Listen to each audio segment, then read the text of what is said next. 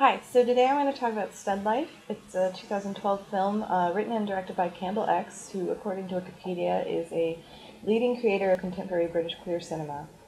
And it follows the life of JJ and her best friend Seb.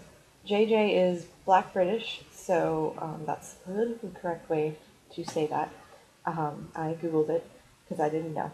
And JJ is a woman who dresses as a man most of the time, and I it's unclear in the film whether or not she actually wants to be a man. I mean, it's possible, but we're not really sure. It's not really ever said or discussed up front.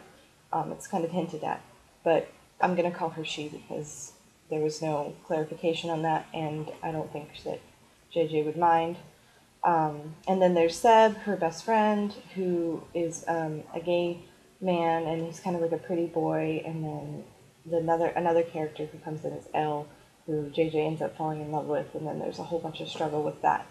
Um, I like the film because it kind of follows this stud kind of culture that I think is largely ignored a lot of times when it comes to lesbians. Well, I mean, lesbians are largely ignored a lot of the time, so it was good to see a film that kind of focused on that dynamic.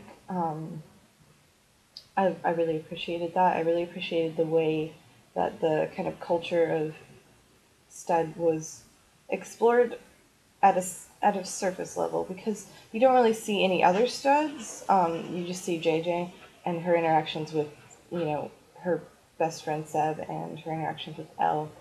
Um, but I really liked the explore the exploring of that kind of lifestyle and that kind of gender expression. Really, I really liked um, how kind of it spoke to the performativity of gender and how you can kind of just do whatever you want and be whatever you want. And if JJ wanted to eventually become a man or do something like that, then I mean that option is open in the film. Like you can see the route to that.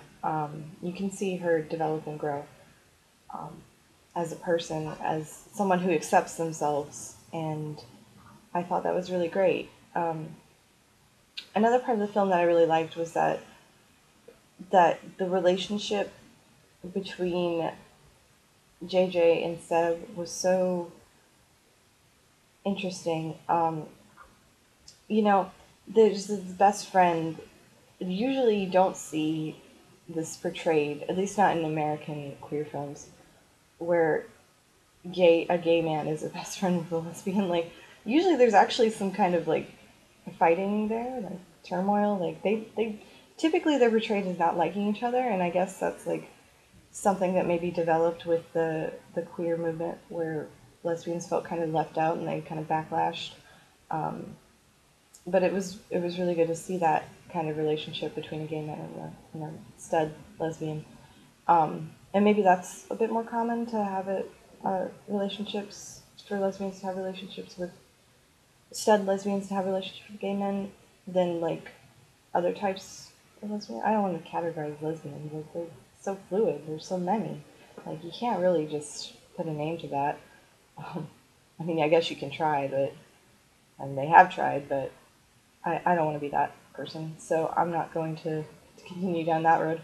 Um, anyway, I thought it was a good portrayal of that relationship as well as JJ's own self growth.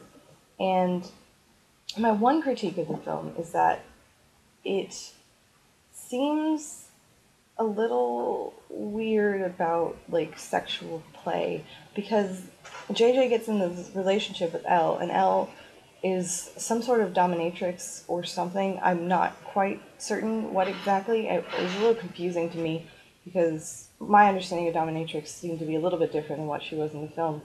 Um, and she was doing it for money, and JJ reacted really negatively about that. Like she got really aggressive and didn't like want to understand it, and they kind of like broke up for a minute because of that. And I wish it had been a little bit more clear about what exactly she was doing and like why it was so wrong. Like I don't like I understand the concept of selling your body for money can be really bad for some people. Like, it can be really bad to do it for some people, first of all. Like, that can be really damaging to yourself. Second of all, it can be really hard for people to understand, um, even if someone is somehow doing it in a way that empowers them. But in the film, Elle's doing it in a way that doesn't empower her, and it's really affecting her negatively. So I understand that part of it. I just don't understand why, like, I don't know that JJ understood that right off the bat, and I don't know that her reaction was valid. And maybe that's part of it. Maybe it's part of what the film is trying to, like, discuss and talk about and, like, bring forward. But it was just a little confusing to me, and so I didn't quite understand the point of it. So that's my one critique. But otherwise, it's a really good film, and you should go watch it. It's actually on Netflix. That's where I watched it.